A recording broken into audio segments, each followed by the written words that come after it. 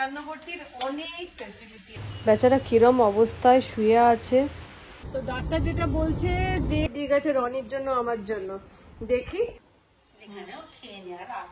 ওই জন্য। Good morning, সুপ্রভাত। আশা করি তোমরা সবাই খুব ভালো আছো, আমরাও ভালো আছি। আজ হচ্ছে শুক্রবার, এখন ঘড়িতে বেজে গেছে বেলা 11:15। স্নান পুজো কমপ্লিট করেছি, আর রান্না বান্না এখনো হয়নি। কেন হয়নি সেটাও বলছি। আর বসে বসে না বারান্দা থেকে আকাশের অবস্থা দেখছি।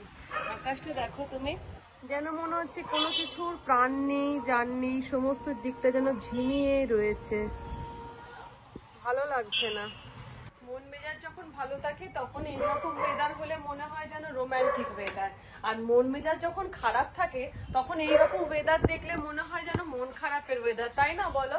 আর আজকে আমার একদম মন মেজাজটা ভালো নেই গো, কি জানি কেন, কোনো কিছুর কোনো এনার্জি পাচ্ছি না, কাজ করার এনার্জি পাচ্ছি না। দেখো তার মধ্যে অবস্থা, পুজো করেছি, তুলসী গাছে ধূপ দেবো, সেই ধূপটাকে এখানে রেখে দিয়েছি, দেওয়া হয়নি। মানে বুঝতে পারছো তো মনের কি অবস্থা আজকে। আমার কিচ্ছু ভাল লাগছে না। মুখার্জি বাবুকে বলতে গেলাম কি গো মনটা ভাল লাগছে না, সে বলছে আমারও মনটা ভাল লাগছে না। সবারই যদি মন খারাপ লাগে তা কাউকে তো একটা বলতে হবে যে নিজের মনটা ভালো নেই বলে। তুলসী গাছে দিয়ে দিই ধূপটা। তার মধ্যে একটা জিনিস তোমাদেরকে দেখাচ্ছি। এই যে বাচ্চাটা স্কুল থেকে আসছে, আমি না তুলসী গাছে ধূপটা দিতে গিয়ে আমি এসে বাচ্চাটাকে দেখতেই দাঁড়িয়ে পড়লাম। কেন বলো তো? হঠাৎ করে আমার নিজের মেয়ের কথা মনে পড়ে গেল। ও যখন স্কুল থেকে আসতো তখন ঠিক আমি এইভাবেই বারান্দায় দাঁড়িয়ে থাকতাম। কত হট করে যেন ছেলে মেয়েগুলো বড় হয়ে গেল। সময়টাকে না খুব মিস করি, যে স্কুল থেকে আসতো, ওই সময়ের একটা ব্যস্ততা, ওই সময়ের একটা কাজ, ওই সময়টাই ভালো ছিল। ওকে নিয়ে ওকে সকালবেলা ঘুম থেকে উঠে ওকে স্কুলে পাঠানো, ওর জন্য টিফিন বানানো, ওকে টিউশন পাঠানো, এই যে সময়গুলো ছিল, এই সময়গুলো অনেক ভালো ছিল গো। এখন ওই টাইমগুলোকে না প্রচন্ড মিস করি। যতদিন ছোট থাকে ছেলে মেয়েরা না, ততদিন সেই সময়টাকে না উপলব্ধি করে নিতে হয়, সেই সময়টাতে বেঁচে নিতে হয়। আমরা মায়েরা সেই সময়তে কি করি, ওই ইঁদুর দৌড়ের মধ্যে ঢুকে পড়ে কি হয়, আমরা ওই সময়টাকে এনজয় করতে পারি না। আমি প্রত্যেক মাকে বলবো যারা এই সময় ছোট বাচ্চা রয়েছে, বা এই সময়টা একটু এনজয় করে নাও, উপভোগ করে নাও। তারপর হাত থেকে কখন সময়টা পেরিয়ে যাবে তখন কিন্তু এই আমার মতন কিন্তু ভীষণ একাকিত্ব, ভীষণ মন খারাপে ভুগতে হবে। আর তার মধ্যে দেখো আমার পান্তুয়ার আজকে শরীরটা একদম ভালো নেই। ও কি হয়েছে জানো তো, ও কিছু খেতে চাইছে না। ওর মানে যাই খাবার দিচ্ছি ভীষণ ভাবে অরুচি। তো তাই জন্য ডাক্তারকে ফোন করলাম, তো ডাক্তার তো বললে যে 3 দিন একটা ওষুধ দিয়েছে, 3 দিন ওই ওষুধটা খাওয়াতে বলেছে, কিন্তু ইমপ্রুভমেন্ট সেরকম ভাবে কিছু দেখতে পাচ্ছি না। এই দেখো মা, এই যে দেখো, সবাইকে একটু হাই করো তো মা।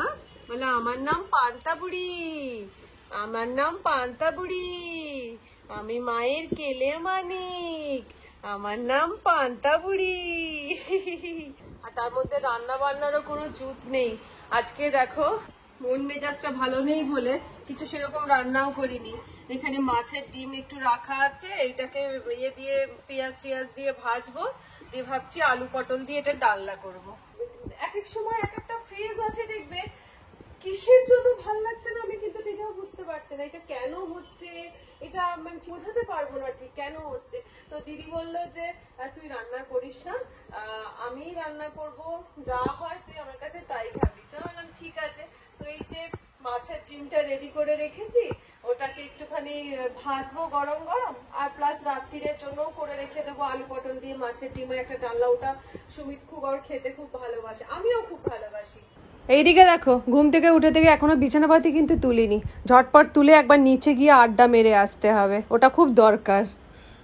পোষ্যকে তুমি যতই পরিষ্কার পরিচ্ছন্ন, তারপরে ওর স্কিনের জন্য আমরা ওষুধপত্র সমস্ত কিছু খাওয়াই, প্লাস স্কিনের রীতিমতো ট্রিটমেন্ট চলে। দেখো গা কিন্তু পুরো চকচকে, কিন্তু কি বলতো তবুও একটা লোম তো ওদের উঠবেই বলো। আর আমার যেহেতু ডাস্টের অ্যালার্জি আছে, সেই জন্য না চাদরটাকে রেগুলার পাল্টে দিই, কারণ এদেরকে তোর ফেলে দেওয়ার নয় বলো। আর পান্তুয়ার ভীষণ ভাবে অভ্যেস আমার সাথে না খাটে উঠে আমার পাশে ও শোবে, না হলে ওর ঘুম আসে না। তো যে কারণে সলিউশন একটাই অ্যালার্জি থেকে বাঁচা, সেটা হচ্ছে বিছনার চাদরটা, বাবরে বিছনার চাদরটা একদিন অন্তর অন্তর চেঞ্জ করে দেওয়া।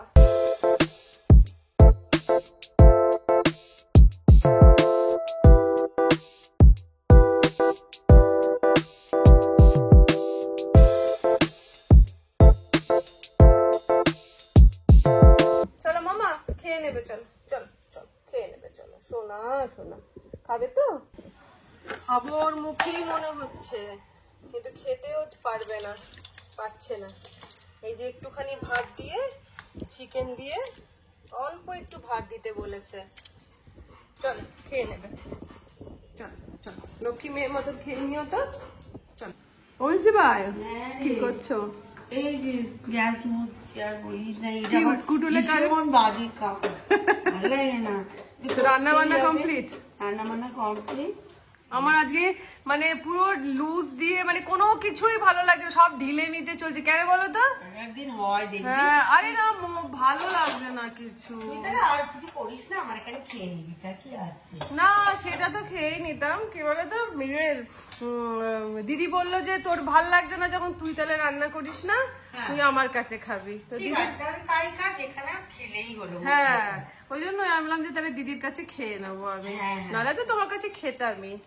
যেখানেও খেয়ে নে, আর ওই জন্য ওইটাই ভাবছি। সব দেখ, রান্না করা, গ্যাস মোছা, বিরক্তিকর। আর দেখো ওয়েদার যেন ঝিমুচ্ছে, ভালো লাগছে না। ভাল লাগছে না, সেই সবার এক ভাল লাগছে না। চলো দুজনে একটু বসে গল্প করতে। সব বন্ধ করে গল্প করতে বসে আমাদের এটাই বেটার হবে।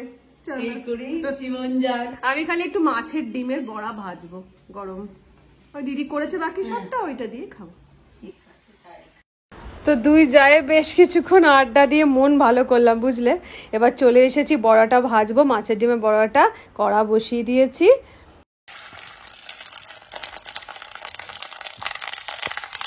আমার না আসলে রান্না করতে খুব ভালো লাগে, যে কারণে রোজ তোমাদের সাথে আমি কিছু না কিছু রেসিপি ভিডিও আমি শেয়ার করি আর কি। কারণ আমার এটা খুব ফেভারিট জিনিস, আর তোমাদের সাথে সেটা শেয়ার করাটাও আমার খুব ফেভারিট। কিন্তু আজকে যেহেতু মনটা ভালো নেই, আজকে নিজেই রান্না করিনি, ওই জন্য এই মাছের ডিমের বড়াটা ভেজে নেবো, দিদির কাছে খেয়ে নেবো।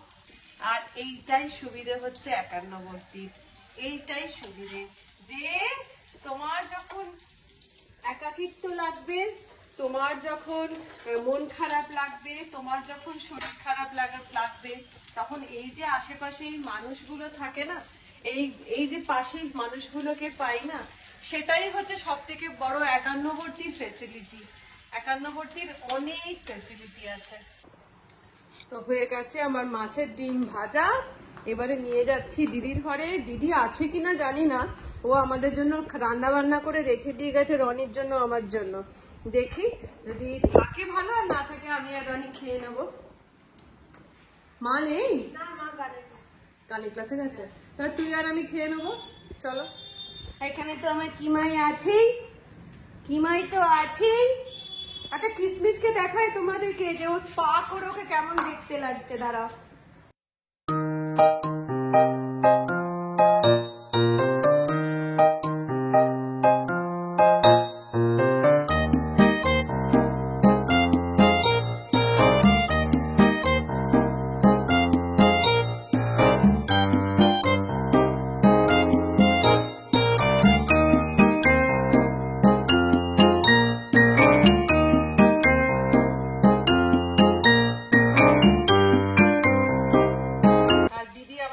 করে রেখে দিয়ে গেছে, দেখো এটা হচ্ছে মসুর ডালের বড়া ভাজা,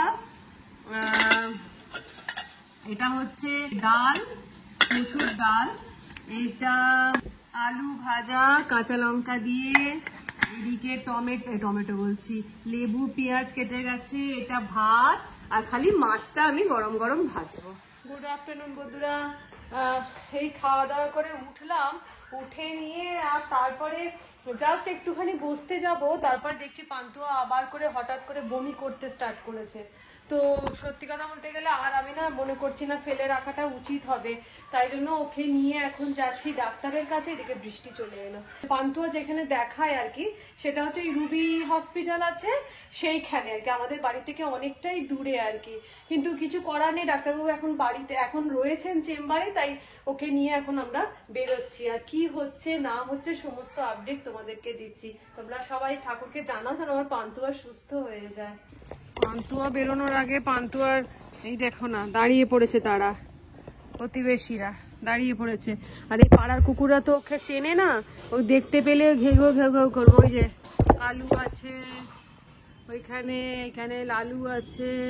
সুন্দরী মেয়েকে দেখতে পেয়ে না সব দাঁড়িয়ে পড়েছে পাড়ার হিরোরা। এই যে যাও তোমরা, কি গুড বয় দেখো, যাও বলতে কিন্তু দৌড়ে চলে গেল।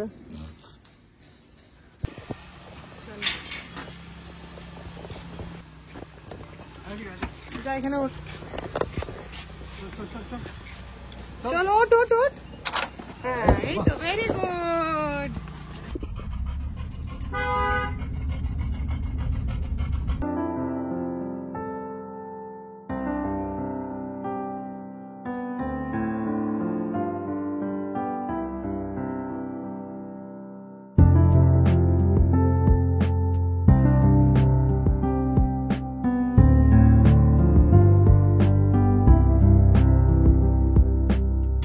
তো আমরা চলে এসেছি এখন পেটোপিডিয়াতে।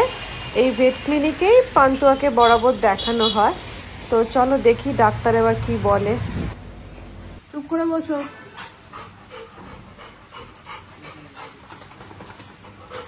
ওঠো ওখানে, ওঠো ওঠো ওঠো, এইখানটায় উঠো। এবার এখন চলছে কুস্তি করে পান্তুয়ার ওয়েট চেক করা আর কি। না না, একদম কোনোভাবেই কামড়াবে না। ওর মুখে হাত ঢুকিয়ে দিলেও কামড়া। ওরে বাবা, ওকে চাগানো।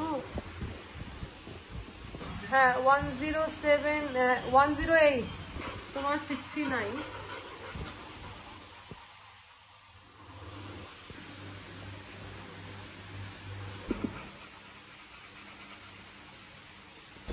লিভারে কোনো প্রবলেম আছে কিনা চেক করার জন্য ডাক্তারবাবু বললেন একটা ব্লাড টেস্ট করতে হবে। তাই এখন চলছে পান্তুয়ার রক্ত নেওয়া আর কি।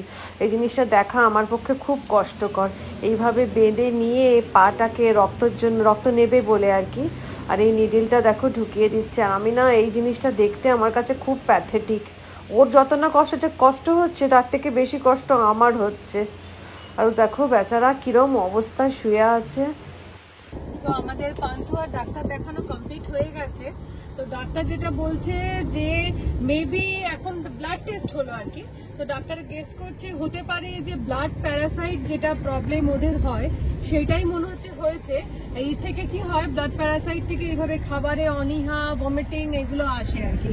তো রিপোর্ট আর প্লাস ওবেসিটিটাও প্রচন্ড এসে গেছে, মানে ফ্যাটটাও মারাত্মক এসে গেছে। তো যে কারণে খাওয়া দাওয়ার কোয়ান্টিটিটাও বলে দিল আমাদেরকে কতটা দিতে হবে না দিতে হবে। আর বাকি ব্লাড টেস্টের রিপোর্ট আসবে পরশু দিনে ব্লাড টেস্টের রিপোর্ট এলে আমি তোমাদের সাথে শেয়ার করব। তো যাই হোক, হয়ে গেছে, সব মেডিসিন সমস্ত নিয়ে এবারে আমরা বাড়ির দিকে চললাম।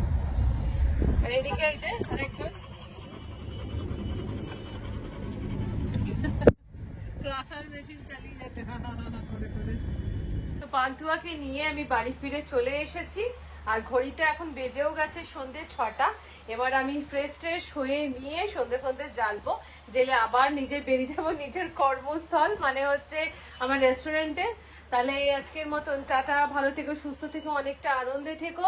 তাহলে আজকের মতন টাটা।